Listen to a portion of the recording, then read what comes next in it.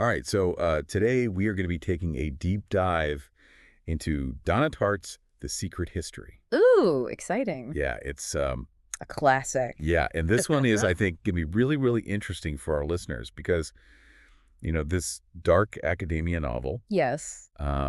takes us to Hampton College, this elite New England school, and there's just so much to unpack here with this group of classic students that gets caught up in a murder. Yeah. So I'm really excited to kind of like unravel this one with you. Yeah, let's get into it. Let's jump right in. Okay, so why don't we start with our narrator, Richard Papen. Okay.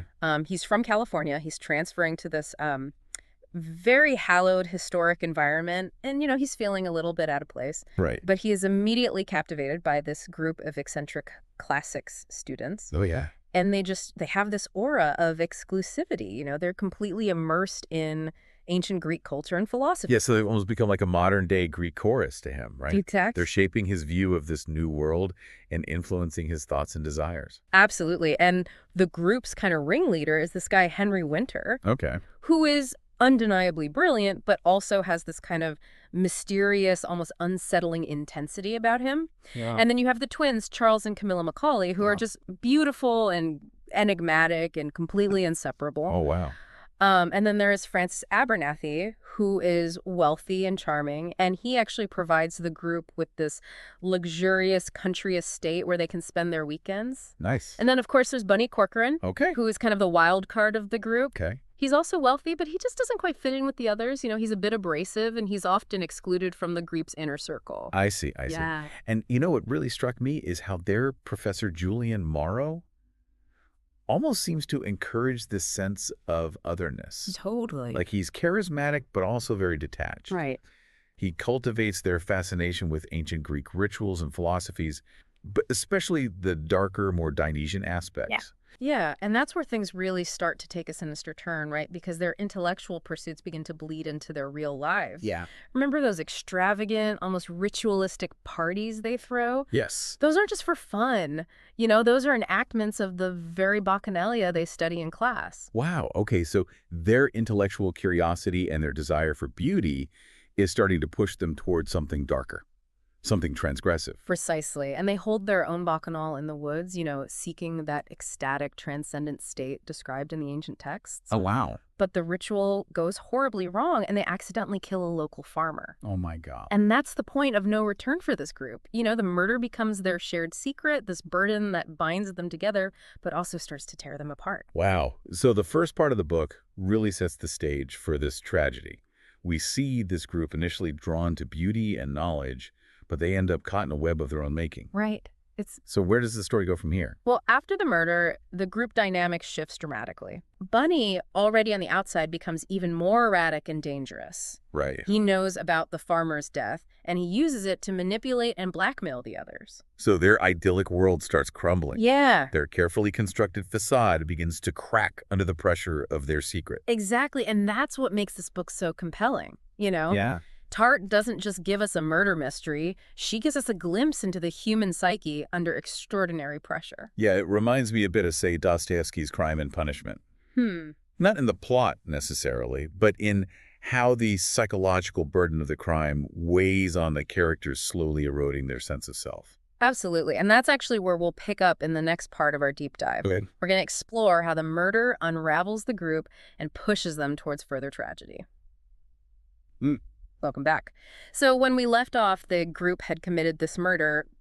Their idyllic world was starting to crumble, and Bunny Corcoran was spiraling. Yeah, it's like the murder itself opened this Pandora's box, of just dysfunction and paranoia. And their shared guilt becomes this, like, corrosive force eating away at their relationships. Exactly. And Charles is already struggling with alcohol abuse. Right. But now he's convinced he's being haunted by Bunny's ghost. Oh, wow. His behavior is just becoming increasingly erratic, almost mirroring Bunny's own descent. And then there's Francis, Yeah. who prides himself on his composure and sophistication. Right. He has this dramatic breakdown, convinced he's having a heart attack. Oh, gosh. But of course, it turns out to be psychosomatic. Yeah. It's like his guilt is manifesting in these physical symptoms. Yeah, and it's so interesting how the pressure affects each of them so differently. It's not just the guilt, it's the fear of exposure. the constant suspicion, the knowledge that their carefully crafted world is built on this lie. Yeah, and Richard, our narrator, is finding himself increasingly isolated. Right. He's starting to see the cracks in this group that he idealized. Yeah. The twins, Charles and Camilla, they reveal their incestuous relationship. Henry, the once revered leader, is exposed as being manipulative and controlling. It's like the shattering of illusions. Totally. You know, he realizes he never truly knew these people, the ones he so desperately wanted to belong with. He's been living in this fantasy world, a world built on beauty and intellect, but ultimately a world built on lies and secrets. Yeah, so the murder becomes a turning point, but not in the way you'd expect. Right. It's not the climax of the story. It's the catalyst for this psychological unraveling, this descent into darkness that consumes them all. And that darkness ultimately culminates in another tragedy, Henry's suicide. Oh, gosh. He orchestrates this confrontation with Charles, who shows up at Camilla's hotel room with a gun. Oh, wow. And in the ensuing chaos, Henry takes his own life. It's such a shocking moment, but also in a strange way it feels inevitable. Yeah. Henry, the architect of their downfall, the one who pushed them all towards this moral abyss, he chooses to escape through death rather than face the consequences of his actions. And after Henry's suicide, the group completely fractures. Yeah, what happens to everybody? Francis attempts suicide. Charles and Camilla disappear, their bond severed by the weight of their shared past. And Richard? He graduates, tries to move on, but he's haunted by the memories, by the ghosts of his friends, by his unrequited love for Camilla. So it doesn't really have a happy ending. No. The book ends years later with Richard visiting a broken Francis and learning that the others have scattered their lives forever marked by the events at Hampton. It's a bleak ending, but also incredibly powerful. Tartt masterfully leaves us with this sense of lingering unease, this feeling that these characters, despite their attempts to escape, will never truly be free from the consequences of their actions. So we've seen how the murders, their pursuit of beauty and knowledge led to this tragic unraveling.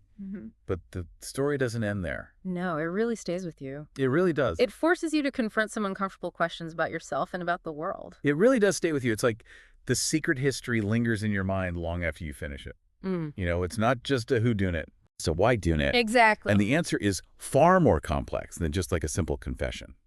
You're right. The murder of Bunny Corcoran isn't really the end of the story. Right. It's just the beginning of their unraveling. Right. Tartt uses it to kind of expose the fragility of their world, this carefully constructed facade of beauty and intellectualism. Yeah, and that's what I find so fascinating.